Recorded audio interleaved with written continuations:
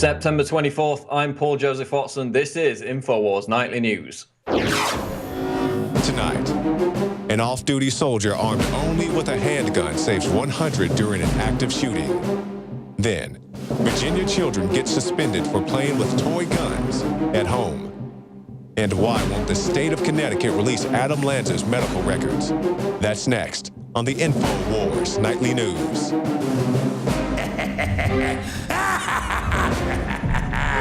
All right, let's continue here. I'm actually really freaked out by what's going on.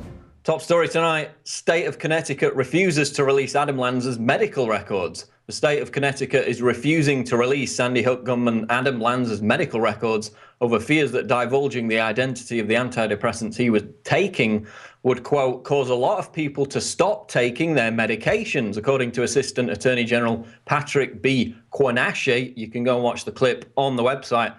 So we've known basically for 9 months that Adam Lanza was on some form of prescription medication. It said that in the search warrant for his house. The parents group Able Child has basically been behind this effort to try and find out exactly the identity of what those drugs were. And they've been rebuffed at every level and attempt by the state. Because this is important to find out, because as we've documented, virtually every mass shooter in the last 3 decades has been on some form of psychiatric drug. And in fact, we got the link here in the article, ssristories.com, which lists literally hundreds of examples. So the state admits they don't want to divulge the identity of the drug Lanza was taking because it might cause others to stop taking it. And, you know, how is that a bad thing? It's a public safety issue, yet they're trying to block the release of this information at every turn. And of course, the media isn't interested in it because they get $2.4 billion of pharmaceutical company advertising every year, which is why they habitually choose to obsess about gun control and not psychiatric drugs in the case of mass shooters. Moving on, off-duty soldier armed with handgun saves 100 lives during mall siege. Here's a positive story about guns that you're not likely to see the US corporate media pay much attention to. An off-duty SAS soldier armed with just a handgun saved 100 lives during the terrorist siege on the Westgate shopping mall in Kenya. So he basically went in with a handgun, kept going in and out a dozen times, saved 100 hostages.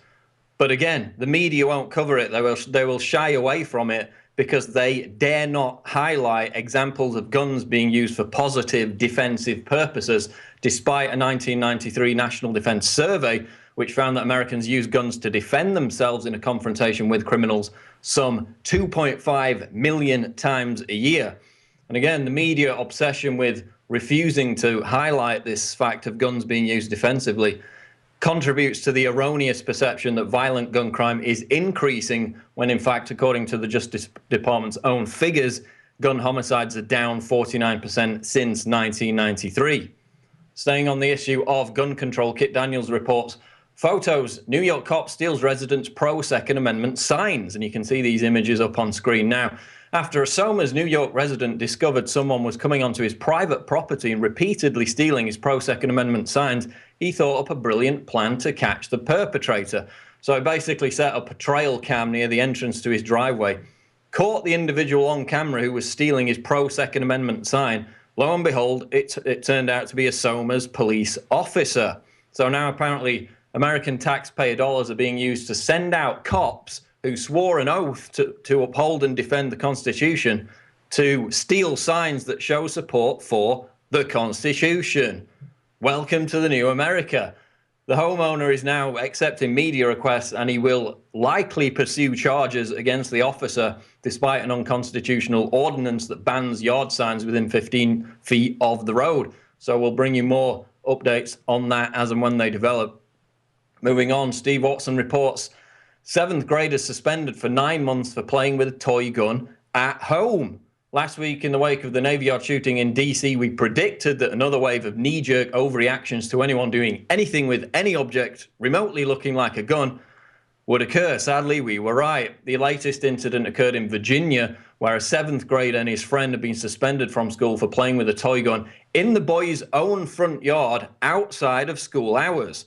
So you go watch the video. Basically, they're shooting a plastic pellet gun on their own front yard against a cartoon paper target, these two 13-year-old boys. some busybody calls the police, says that there's somebody shooting a gun. They come out. The principal suspends both kids for 9 months and recommends that they, quote, be expelled for a year for possession, handling, and use of a firearm. So this kid's whole education could be completely ruined over the fact that he was shooting a plastic pellet gun in his own front yard outside of school hours. And again, it's all part of the pussification of America. You've got psychologically damaged people in positions of power like this principal. Then you've got the moron public wannabes who seek out that petty power, like the one who called the cops over this kid who was playing with a toy gun. So the kids should be given an apology, put back in school. The principal should be fired for manifestly proving that he's incapable of exercising logic, which is a pretty big deal for somebody working in the education system. And the stupid woman who called the cops over a kid playing with a toy gun should be fined for wasting police time. But again, how many more ridiculous stories do we have to hear like this? We hear them almost every week before common sense makes an appearance. Stick around after the break. More news coming up and a special report from David Knight about the overreach of government. Stay tuned. This is Infowars Nightly News. Now you can watch The Alex Jones Show live as it happens at Infowars.com/show. You'll find links to all of our content there and a free 15-day trial for Prison Planet TV. More than 60 movies and documentaries all in one place at Infowars.com/show. Jakari Jackson here, and I want to talk to you for a second about water. You know about ProPure, our flagship water purification system, but check out some of our portable water filter products at InfoWarsStore.com. The clearly filtered water pitcher. Also, for those of you on the go, we have the Athlete Edition filtered water bottle and the RAD Eliminator Pro filtered sports bottle that removes radiation. And keep in mind, we have replacement filters for all of these products. The ever-popular grab-and-go bag favorite, the Life Straw, the Crystal Quest shower filter system, and the Aquapod kit, great for mass storage of water. And while you're at the InfoWars shop, pick up a copy of our latest book, 31 Days to Survival. You can find all this and more at the InfoWarsStore.com. And don't forget, it's your support that funds our operation. Sign up for our free newsletter at Infowars.com/newsletter. Gallup.com reports Americans believe that government is too powerful at record level. 6 in 10 Americans believe the federal government has too much power, 1 percentage point above the previous high recorded in September 2010. At least half of Americans since 2005 have said the government has too much power. 32% now say the government has the right amount of power. Few say it has too little power. So recall that as far back as 2 years ago, we had these polls saying that Americans were, quote, pre-revolutionary, and that just 17% of Americans believed that the US government had the consent of the governed. So if you're looking for an answer as to why the feds are treating American citizens as domestic extremists, then it's right here. Because the threat to the power monopoly of the federal government hasn't been this apparent, this brazen, for generations. Look at it from their perspective, and you'll understand why, for example, the Second Amendment rights are under attack. Because, why the Department of Homeland Security, why the NSA is continually monitoring our activity on the internet. They're not doing it to protect against terrorism. They run the terrorists across North Africa and the Middle East. We saw it in Libya. We're seeing it again in Syria. Eric Caroon just got freed from jail despite fighting alongside Al-Qaeda.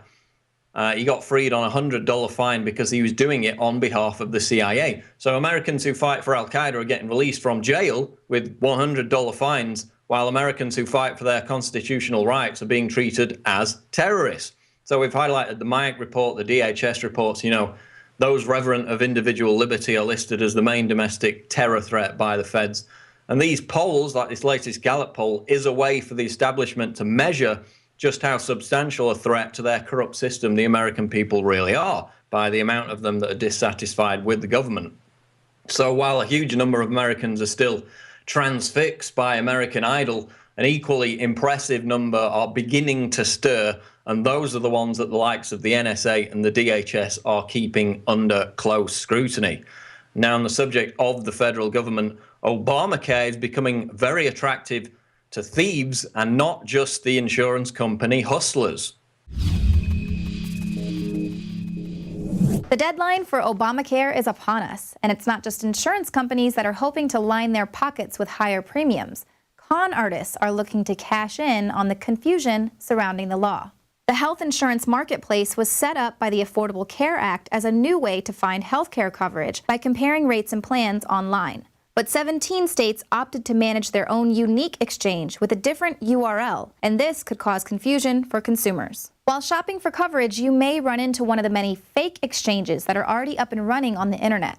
Scam artists got an early jump on national health care reform. Since last year, they've been calling, faxing, and emailing people across the country claiming to be with Medicare, Obamacare, or some agency of the federal government. Oftentimes, the caller will say they need to verify personal information like a social security number or bank account. Sometimes callers will convince victims that they need to buy an insurance card for eligibility. A sucker is born every minute, as they say, so don't be one of them. Here's how you can protect yourself. The health insurance marketplace doesn't open until October 1st. You can't buy coverage until then. Don't trust anyone promising a special price or a limited time offer, or to hurry because spots are limited. The rates in the exchange have been pre-approved, and they won't change during the initial enrollment period of October 1st to March 31st, 2014. There is no card associated with healthcare reform. There is no new Medicare card, and you do not have to update any personal information. Don't respond to a cold call of any kind, especially one that asks for personal information or money. Now, seniors can be the most susceptible to these fraudsters and their intimidating tactics, but even the most savvy among us can fall a victim to a con artist posing as a navigator. Under Obamacare, navigators are trained to guide through the process of finding coverage through the exchanges, and they will ask for personal information. There may be the opportunity for con artists posing as navigators to access this information, or actual navigators might ask you for more personal information than they need to recommend a plan. After all, we are dealing with a government-run program that's going to be sharing your information with the IRS. As part of this Navigator program, some nonprofit groups plan to make door-to-door outreach. Because of the time constraints placed on the program, the Department of Health and Human Services will not be doing background checks on Navigator applicants. This is a shocking revelation that could attract many identity thieves to the position. The odds are already against you when you hand over your personal information to a solicitor that shows up at your doorstep, especially when they're from the government and they're here to help.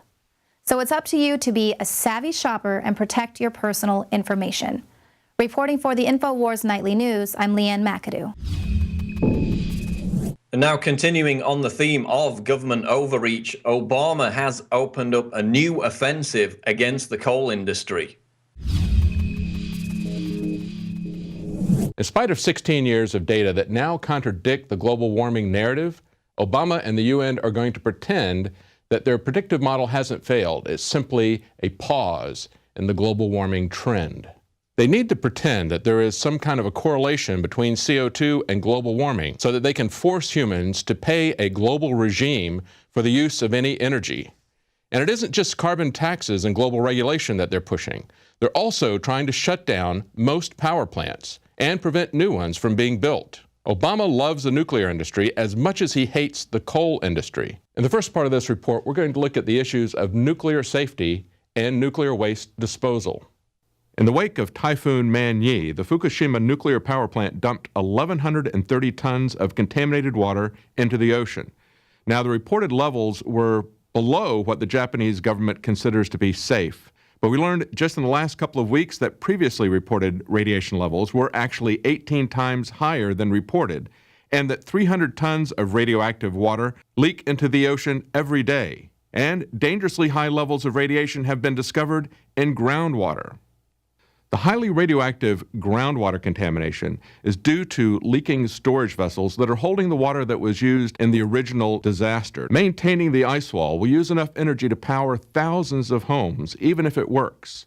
And Fukushima doesn't just pose a disaster threat to Japan, it also poses a threat to the United States. Spent reactor fuel, containing roughly 85 times more long-lived radioactivity than was released at Chernobyl, still sits in pools that are vulnerable to earthquakes. Several of these pools are 100 feet above ground, These pools could possibly topple or collapse from structural damage coupled with another powerful earthquake, and the loss of water exposing the spent fuel could cause fire that could deposit large amounts of radioactive material over hundreds, if not thousands, of miles. But what about nuclear plants within the United States? Dr. Yakso, a Nuclear Regulatory Commission member for 7 years and former NRC chairman, said in April of 2013 that all 104 nuclear reactors have safety problems that can't be fixed and should be shut down. Noting the potential to have more failures like Fukushima, he said, continuing to put Band-Aid on Band-Aid is not going to fix the problem. Of course, there are many ways that nuclear plants can fail, but in this particular mode, there are 23 reactors in the U.S. that use the same technology as Fukushima, 12 in seismically active areas. Manufacturers like GE Hitachi will tell you there's nothing to worry about, but evidently they're worried enough about it that they got releases from governments like Japan and Canada, releasing them for liability that will be borne by the taxpayers, like this $500 million ice wall. Public concern has focused on catastrophic reactor events like 3 Mile Island and Chernobyl, but as we saw in Fukushima, pools of spent fuel represent a great danger as well. Spent nuclear fuel is extraordinarily radioactive and must be handled with great care. An unprotected person just a foot away from a recently removed fuel assembly could receive a lethal dosage in just a matter of seconds. As one of the most dangerous materials on the planet, spent reactor fuel requires permanent geological isolation to protect humans for thousands of years. And of course, politics and money are driving decisions more than safety. Plans to move spent fuel to remote, sparsely populated areas like Yucca Mountain have been overruled by powerful politicians like Harry Reid. As a result, the largest storage pools in the country are located in a heavily populated area at a reactor complex, Sharon Harris, just outside Raleigh, North Carolina, transported from other reactors by rail through high population centers on the East Coast. Scientists at MIT and Princeton warned that spent fuel recently discharged from a reactor could heat up relatively rapidly and catch fire. The fire could spread to older fuel, and the long-term contamination consequences of such an event could be significantly worse than Chernobyl. In part 2 of this report, we'll look at the health and economic cost involved in decommissioning old nuclear power plants. And we'll look at the love affair that many environmentalists have with nuclear power. For Infowars Nightly News, I'm David Knight. And if you're watching this on YouTube, please consider supporting us by subscribing at Prison Planet TV. We really appreciate all your support. Coming up, David Knight interviewed Dr. John Hall on ELF weapons and harassment techniques in relation to the Navy Yard shooter. Stay tuned.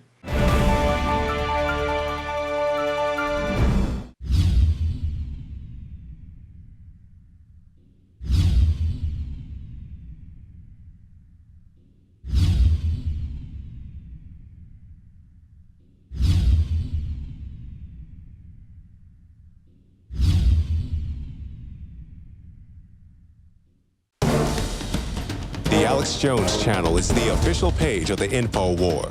But don't miss what's happening on our other channels. The Info Warrior, with the week's best videos. Prison Planet Live, where Paul Joseph Watson gives his expert analysis. And keep up with the rest of the Infowars crew on our other pages. All of our videos are available to repost for educational purposes. See the sidebar of the Alex Jones channel for the subscription links. And remember, you can always find our videos in the highest quality by becoming a member of PrisonPlanet.tv.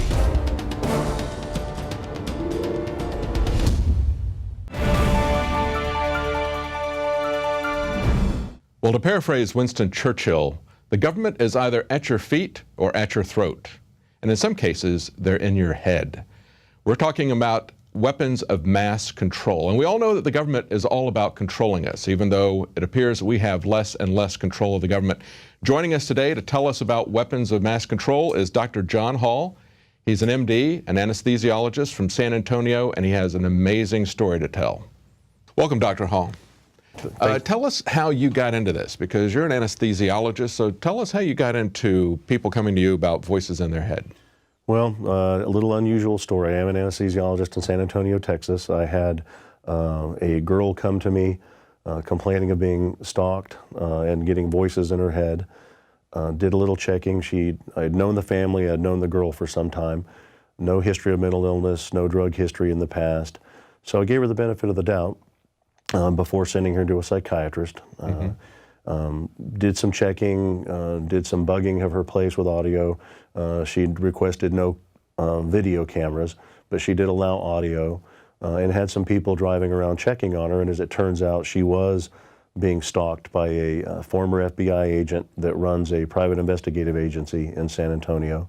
They were breaking into her house, putting Rohypnol in bottled water and other food substances in her place. And what does that do, Rohypnol? Rohypnol is a date rape drug. It blocks your memory. And were essentially sexually assaulting her, using her as a sex slave. But the interesting thing about the way they were doing it, and which gets into the electromagnetic technology, is they were breaking in, putting Rohypnol in the bottled water, and subliminally controlling her to drink where the drug was placed. Wow. Wow, that's interesting. So when did this happen? What this year? all happened prior to 2006. Because this has been an open secret for some time. It's something that's not talked about very much, although we do have articles here from the Washington Post. We've got articles from Wired Magazine. They've been talking about this here and then, and articles since the early 2000s. So you can find some articles going back earlier than that even. And we've got pretty much every branch of the military has got their own little projects, as well as commercial applications. Oh yeah, mind control technology is one of the most common crimes, at least vocalized or complained about on the internet today. It seems to be getting the least amount of coverage in the major media. Wow. So that's why when we went to the police and had the identities of the stalkers, there's no way to prove the electromagnetic technology, but we could prove the stalking, and we could prove the sexual assault. And we're told by the police that, well, the guy doing this to you is former FBI, he's a private investigator, he stalks people for a living, that's what he does. And she had no memory. Sexually assaults people for a living, that's what he does. And she has no memory of the sexual assaults due to the Rohypnol, at least not good enough memory to bring a case. And it's like the police told us, it's not what you know, it's what you can prove. Yeah, it's also who you know. And who you know. So the next best thing, I thought, you know what, I need to write all this down in a book. Of course, the names have slightly been changed since we couldn't bring any of them to prison. Once the book came out, then I saw that I was immediately inundated with thousands of other people voicing the same complaints of organized stalking, of directed energy weapons attacks, burning, twitching, severe headaches, blurred vision, as well as hearing the voices of their perpetrators in their head or in their surroundings while they're being attacked. Wow. Well, let me go down the list of some of these that I came up with. We've got DARPA has a sonic projector that was reported on in 2007. Of course, it had been around for quite some time before then. Army has something they call voice to skull. We've got the Air Force using microwaves to create sounds at Brooks Air Force Base. We've got the Marine Corps with their Medusa project. We've got the State Department, as reported by the Washington Post in 2005, working on voices implanted in people's heads. We've got a couple of companies, one that has patented something called hypersound. That's American Technologies. Has also got Holosonic Research Labs, also has a patented version. So the military-industrial complex has been all over this. When you see something this wide, this is not just one little research project from one organization. And this is something that 5, 10 years ago, it was being reported on in even mainstream press like the Washington Post, and yet nobody knows about this. Well, the people who follow the internet pretty closely, and certainly the victims of this technology know about it, but you're right, there's been a lot of research done into how to put voices into one's head. It was found long ago that if you can put a voice into someone's head, you can do several things. If I put a voice that's foreign to your normal thought pattern in your head, that becomes harassment. And the harassment over time will make you display signs of schizophrenia. When you go and tell people that you're hearing voices, we've been patterned to turnkey see that as schizophrenia and not even look to see if there's a legitimate source for it. If I put a voice in your head that's in your voice, and if you pattern a thought, like I tell some of these victims, when you read a book, you're actually hearing your own voice in your head as you read. If I put that voice in your head, then that becomes a thought. Wow. And you'll act on those thoughts, and that's how they think that some of this is being used for subliminal control. Wow. I know that in some of these articles I was reading on the mid-2000s, they were talking about how they were using it as the voice of God, as the voice of Allah, because they figured that it was something that they could use. They thought that people that they were going against that were Muslims were very religious, superstitious. And well, and that was used in the field of battle. The voice of God weapon, which is actually called SQUAD, or Silent Sound Spread Spectrum, was used in the first Operation Desert Storm. That was one of those scenarios where 1,500 Iraqi soldiers disassembled their weapons, got to their knees, and surrendered to 150 Marines who didn't have enough slip ties to tie them all together, because, and this was admitted, that they used SQUAD to put the voice of Allah in their heads to tell them to surrender. Wow. Before that, in the mid to late 80s, 5 separate inmates from the Utah State Prison had written affidavits saying that they were put in solitary confinement and were experimented on with some type of electronic device that put voices in their head, and all of them claimed that they could tell the voices of the people doing the experimentation on them were responding back to their thoughts. Wow. So this has been going on for a while. Unfortunately, it's just not gotten any major media coverage until recently. So they're basically setting themselves up as the ventriloquists, and we're the dummies or the zombies, right? Well, it's like I've said in with other reporters and other shows, that guns and taxes won't control everybody. Yeah. Electromagnetic technology will. Wow, wow. And we know that too. I mean, I've said for the longest time that the IRS really wasn't so much about getting your money. It wasn't about revenue. It was really about controlling you. It was a way of offering you carrots and sticks. And of course, they're only collecting enough to pay the interest to the Federal Reserve. We know they were created at the same time. But this is something. So we all know that the government is into controlling us, right? And whatever they can use. And they've had very, very simple ways to control us in the past. I mean, they've got the media, they've got schools, they've got the income tax system. Everything that the government is doing is targeted towards controlling us. So of course they're going to have every branch of government working on this type of thing, because that gives them very precise control over what we're doing. Well, and with the new revelations coming out about the NSA, 10 years ago when I first started writing about some of this and getting into this type of science, it did seem sci-fi and it did seem far-fetched to a lot of people, especially a lot of people thought the brain was too complex to manipulate that way. Since some of Snowden's leaked records about the NSA, most of us already knew that the NSA was listening to our phone calls. And we were accused of being paranoid. Yeah, and exactly. Right. Accused so of now we're accused of being schizophrenic if we hear voices, but we know that there's some reality of that. But it's not too far of a stretch if they have computers big enough to collect all the data on our text, on our cell, and on our emails. And then it came to light that they admitted that several NSA agents were using NSA technology to target love interest. And it was happening so frequently that instead of HUMINT for humans intelligence or SIGINT for signals intelligence, that they actually have one that they refer to as LOVEINT. And these were agents that were actually targeting either girls they saw or met that wanted to watch them, or ex-spouses or current spouses with NSA technology. And it's happening frequent enough that it's called LOVEINT. Well, it's always like any technology. It can be used for good or it can be used for evil. I don't know if there's any good use for putting voices in people's heads, but certainly what this reveals is the dark side of people that are involved in this. And we've seen this in the past. We've seen people very high up in the NSA, like Michael Aquino, who was a Satanist, who founded the Temple of Set. So we know that there's some very dark, I would even say Dr. Strangelove type of characters who are involved in this. So it's really not surprising that that would happen. But we've had some revelations about connections to this, possibly with the recent Navy Yard shooting. Tell us about that. Well, stay tuned. Right after the show, we're going to have a lot more of this interview with Dr. John Hall, and he's going to explain to us the connection between electronic harassment and what Aaron Alexis wrote on his gun, My ELF Weapon. Subscribers to Prison Planet TV gain access to all this content and more, and they get it right away. Well, that's it for tonight. We'll be back tomorrow night at 7 o'clock Central, 8 p.m. Eastern.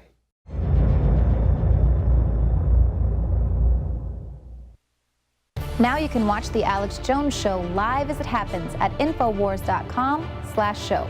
You'll find links to all of our content there and a free 15-day trial for Prison Planet TV. More than 60 movies and documentaries all in one place at Infowars.com/show.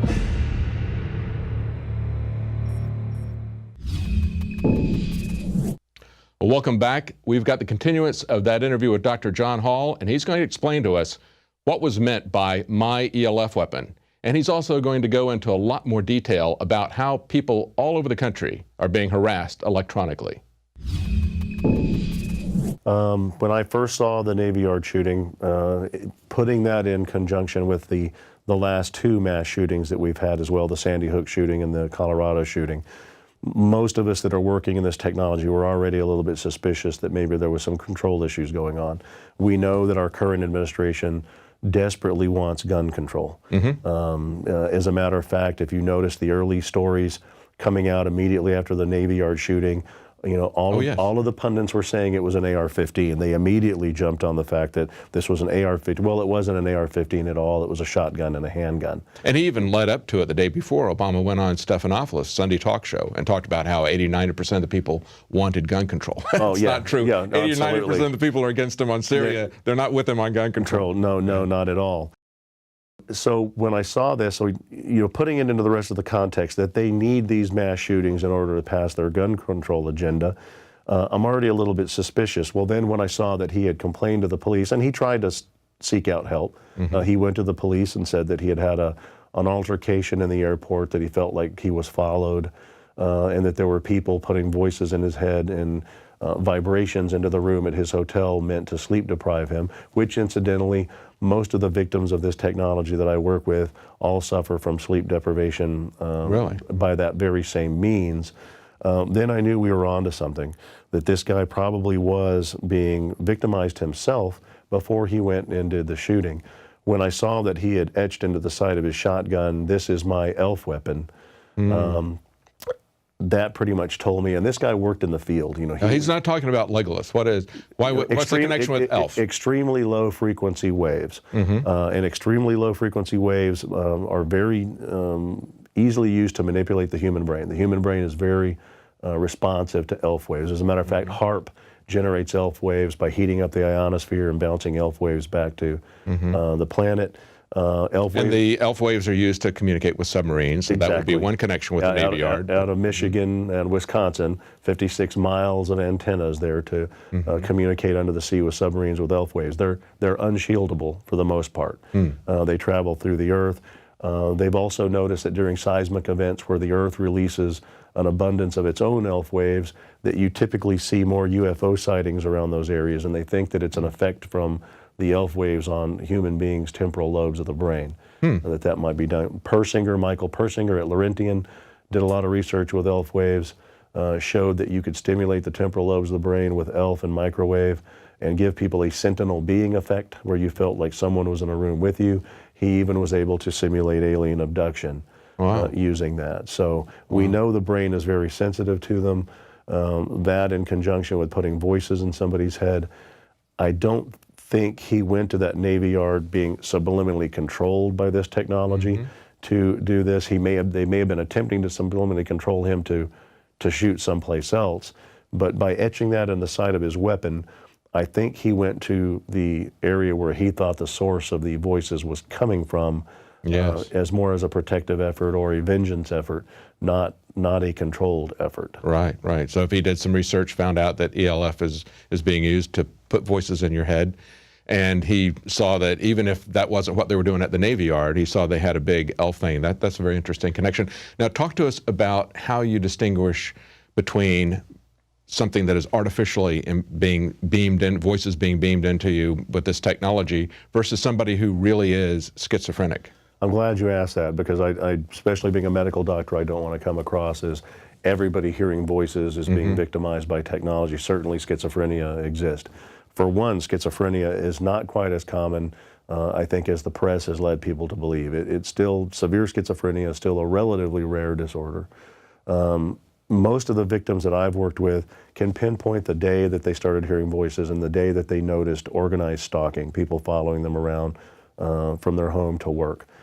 Most of the victims that we've had questionnaires filled on and talked to are in their late 30s to early 40s.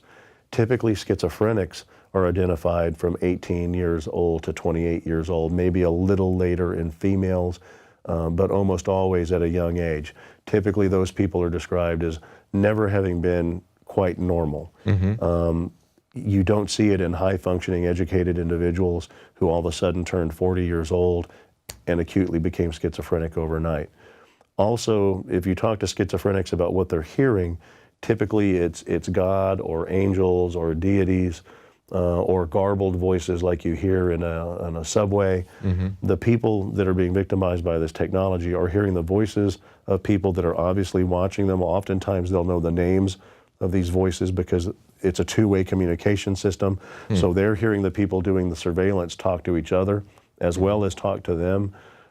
Typically it's their whereabouts in a room is being described, what they're dressed like is being described. So it's kind of a form of harassment then. Well, and that's exactly what the loose term for it is, electronic harassment. So they're not necessarily trying to pretend that they're God. They're just really trying to harass this person and push them over the edge. Exactly. Into doing something. Well, that's interesting. So to sum it up, somebody who has real schizophrenia, it's going to be something that is very early in their life, a consistent pattern behavior from very early in their life, whereas somebody that is that is having this done to them, they're going to have a sudden onset of that. Exactly. So they've been perfectly normal, then somehow and later in life, all of a sudden, like you said, a switch has been flipped. Exactly, and we've done surveys on thousands of these victims, and most of them are educated. A lot of them are doctors and lawyers, educated people that were high functioning, that were successful in their careers, and one day started hearing voices, started being stalked, and watched their lives spiral downhill after that.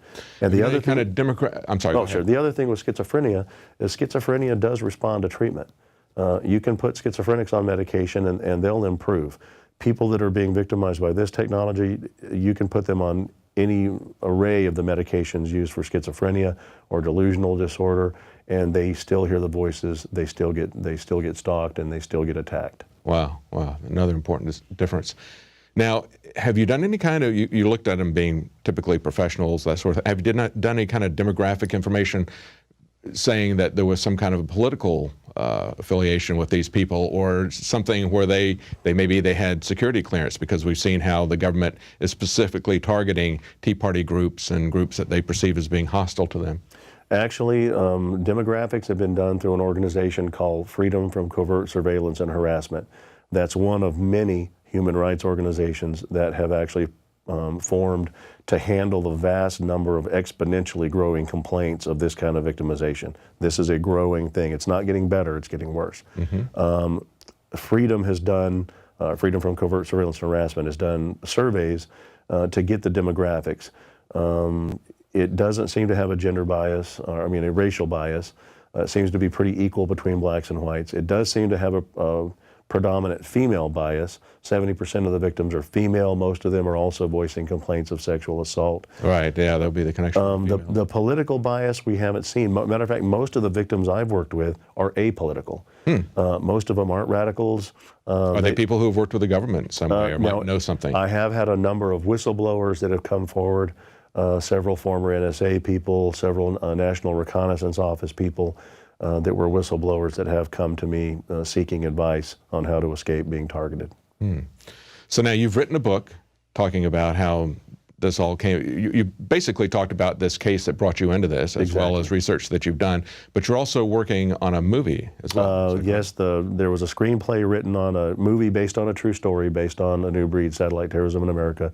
And that's the name of your book? Yeah. Give us the name of your book again? New Breed, Satellite Terrorism in America. And where can people find that? Amazon, Barnes & Nobles, or at newbreedmovie.com. Okay, good. Good. All right, so you're doing a movie of this, and it's not a documentary, it's actually a dramatization, is that correct? No, we decided not to do a documentary, mainly because a documentary only attracts a certain number of people who want to come and watch that. And it doesn't matter how much fact you back up a documentary with, people are still going to walk away wondering whether it's true. Unfortunately, in today's society, people are more likely to believe a drama based on a true story, or plain fiction, than they are a documentary. So we wanted something that was going to be entertaining and educate at the same time. So we've chose to actually do it a drama based on a true story. Oh, that's really smart. That's important too. That's one of the things that we were looking at with the Operation Paul Revere. We understand that when you do a news broadcast, people need to know what's going on. It's kind of like an intelligence report. When you're going to wake people up, we found that a lot of people will look at all this. We don't have time in a news broadcast to go behind and document everything that leads up to this, like we're, even in an extended interview like this. So a documentary will wake a lot of people up, but we also know that more people, as you mentioned, are going to be affected by something that is a dramatization. They can identify with the people, and it seems more real to them than if you carefully document everything in a news report or an article or a documentary. If they see a fictionalized report, it's a very powerful thing. Yeah, exactly, and that's why we kind of went for that genre. Everybody wants to go see a good movie. Only the believers are going to come see a documentary. That's right, that's true. So as you wake people up, what would you like to see happen to stop this? What most of the victims want to see is a congressional hearing to get to the legitimate truth from the CIA and the NSA of exactly what the technology is they're being experimented. Something like the church committee hearings. Or the Rockefeller Commission, exactly.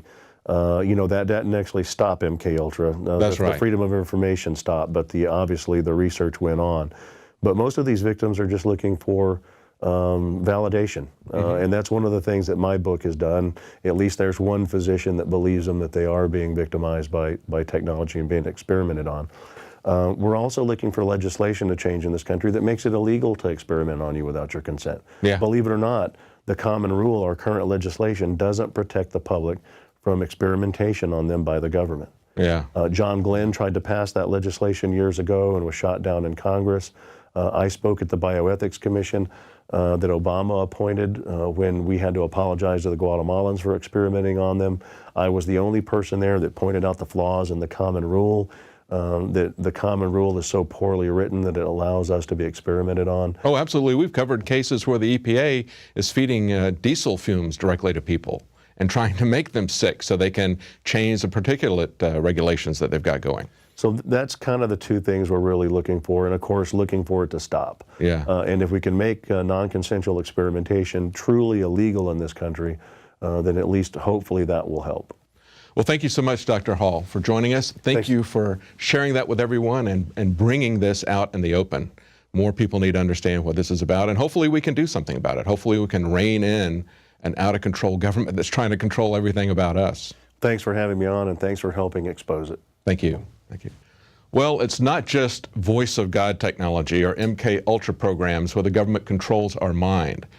We've got a documentary that is exclusive on DVD from InfoWarsStore.com, State of Mind. And there you'll find out all the many different ways that government controls the population. It's not just these high-tech, secretive, covert methods. It's also things like the media. It's things as mundane as schools. It's an entire full spectrum of control. The government's not going to use just one thing. So educate yourself, educate your friends and your family to protect yourself from this type of mind control. You can get State of Mind at InfoWarsStore.com. Well, that's it for tonight. We'll be back tomorrow at 7 Central, 8 p.m. Eastern.